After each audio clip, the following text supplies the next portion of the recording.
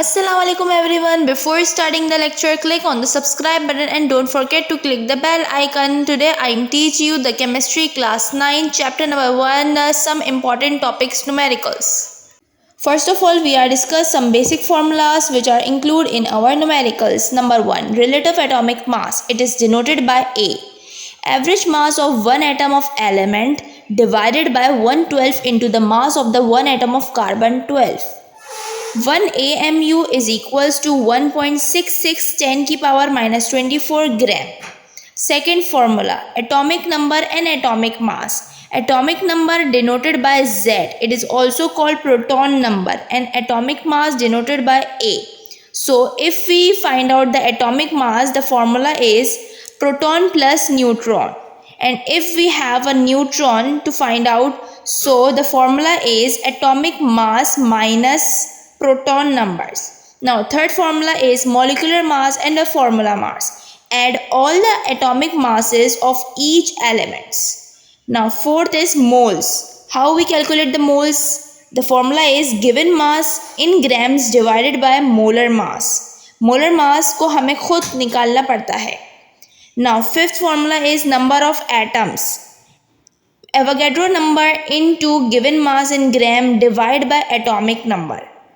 ये फॉर्मूला है number of atoms का. एवोगैड्रो नंबर की वैल्यू कांस्टेंट होती है, वो वैल्यू होती है 6.02 exponent 23.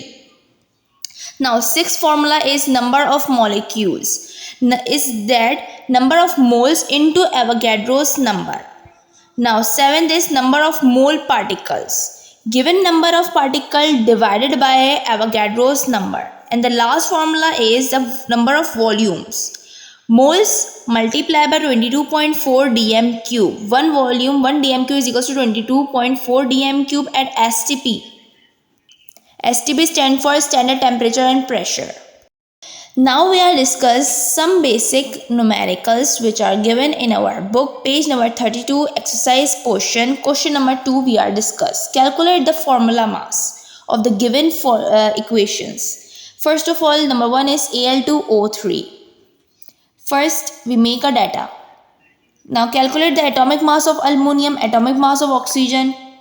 Atomic mass of aluminum is 27 AMU and atomic mass of oxygen is 16 AMU. And the formula unit which is given in the question is Al2O3. Now calculate the formula mass. We know that the formula mass calculation is that to additions of the each atomic masses.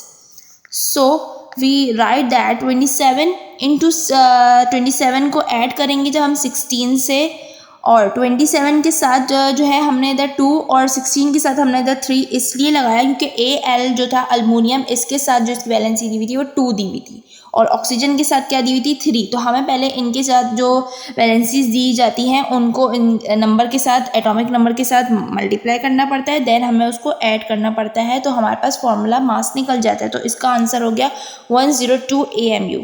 Second जो है वो MgCl2 है. इसका हमने atomic mass निकाला पहले Mg का, फिर हमने क्लोरीन का निकाला. Mg का क्या होता है, मतलब मैग्नीशियम. इसका एटॉमिक मास होता है 24 AMU, क्लोरीन का होता है 35.5 AMU. फॉर्मूला यूनिट जो हमें सवाल में दिया गया है MgCl2.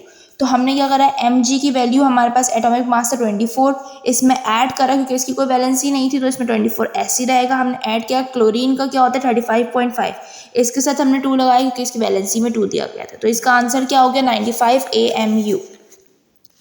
नाउ क्वेश्चन नंबर 3 बताते हैं कि इसमें calculate molecular mass. Molecular mass हमें AMU में कैलकुलेट करना है. इसके जो सब क्वेश्चंस के पार्ट्स रह गए हैं वो आप मुझे खुद करके दिखाएंगे कमेंट बॉक्स के अंदर, इसके आंसर्स बताइएगा. अब दिया हुआ है मॉलिक्यूलर मास, तो दिया है C2H5OH. सबसे पहले हमने एटॉमिक मास निकाला. कार्बन का ये होता है 12 AMU. एटॉमिक मास हाइड्रोजन का 1 AMU. एटॉमिक मास ऑक्सीजन का क्या होता है 16 AMU. ये आपको एटॉमिक मासेस याद होने चाहिए बेसिक एलिमेंट्स के. ना मॉलिक्यूलर मास भी निकालने का सेम ही फॉर्मूला होता है जैसे फॉर्मूला मास हमने निकाला. तमाम एटॉमिक मास को हमें ऐड करना होता है ईच एलिमेंट्स के. हमने ऐड कर दिया. C के साथ वैलेंसी 2 था तो हमने 2 के साथ पहले मल्टीप्लाई करा इंटू 12 से, फिर हमने ऐड करा.